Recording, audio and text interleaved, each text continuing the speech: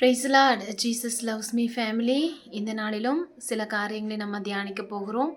அதற்கு முன்பதாக நான் கடந்த வீடியோவில் கேட்டது போல் யாருக்கெல்லாம் பைபிள் கேரக்டர் ரொம்ப ரொம்ப பிடிக்கும்னு கேட்டிருந்தேன். அதற்கு பிரதர் மேத்யூ அவர்கள் ரிப்ளை பண்ணியிருந்தாங்க, யோபு அப்படின்னு சொல்லிட்டு. ரொம்ப ரொம்ப சந்தோஷம். இன்றைக்கி காலையில் ஆண்டவர் யோபுவை குறித்து சில காரியங்களை என்னோடு கூட இடைப்பட்டார். அந்த விஷயங்களை நான் இந்த வீடியோவில் நான் ஷேர் பண்ண போகிறேன்.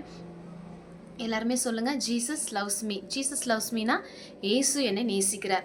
ஏசு என்னை நேசிக்கிறார்னு சொல்லும் பொழுதே நம்மளுக்கு எவ்வளோ ஒரு நம்பிக்கை வருது இல்லையா? நம்ம ஜீசஸ் லவ்ஸ் யூன்னு மற்றவங்களுக்கு சொல்லுவோம். அதை நம்ம சொல்லும் பொழுது ஜீசஸ் லவ்ஸ் மீ, என்ன நேசிக்கிறார், என் குடும்பத்தை நேசிக்கிறார் அப்படின்னு சொல்லும் பொழுது நம்மளுக்குள்ள ஒரு உற்சாகம் வருது. ஸோ இன்றைக்கி என்ன ஆண்டவர் எங்கூட இடைப்பட்டாருங்கிறத நான் சொல்லிடுறேன்.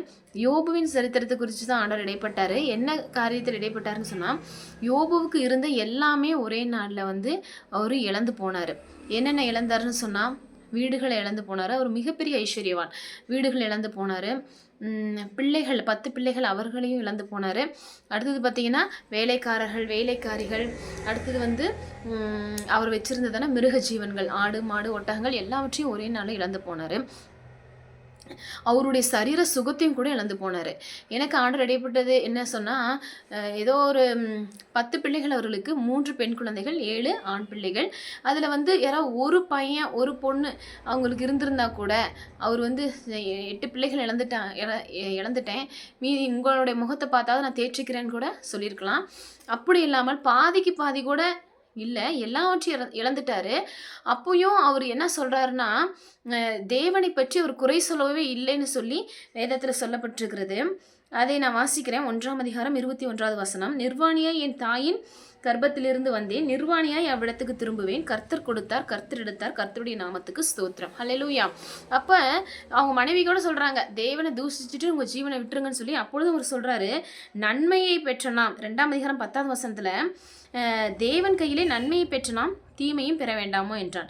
இவைகள் எல்லாவற்றிலும் யோபு தன் உதடுகளினால் பாவம் செய்யவில்லை. ஹல்லேலூயா. யோபு தன் உதடுகளினால் பாவம் செய்யவில்லைன்னு பார்க்குறோம். அடுத்ததான் யோபு இந்த மாதிரி தேவனுக்கு உண்மையாக இருக்கும் பொழுது அவர் தன்னைத்தானே சலிச்சுக்கிட்டாரு. நான் பிறக்காமல் இருந்தால் பரவாயில்லைன்னு சொல்லி அப்படியெல்லாம் சலிச்சுக்கிட்டார். ஆனால் தேவனை பற்றி எந்த குறையும் சொல்லலைன்னு சொல்லி பார்க்குறோம். இது எனக்கு ஆச்சரியமாக இருந்தது. எதுவுமே மீதியாக இல்லை, கொஞ்சம் கூட இல்லை. அப்பயும் ஒரு தேவன் என்ன செய்கிறார், உயர்த்துகிறார். 42ஆம் அதிகாரத்தில் பார்க்கும் பொழுது யோபு இழந்த எல்லாவற்றையும் ஆண்டவர் 2 கொடுத்தார். ஹல்லேலூயா.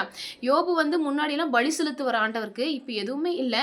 நம்ம கர்த்தருக்கு ஏதாவது கொடுக்குறனாலும் தேவன் கொடுத்தாதான் நம்ம கொடுக்க முடியும். அதையும் தேவன் அவருக்கு கொடுத்தார். ஆமேன்.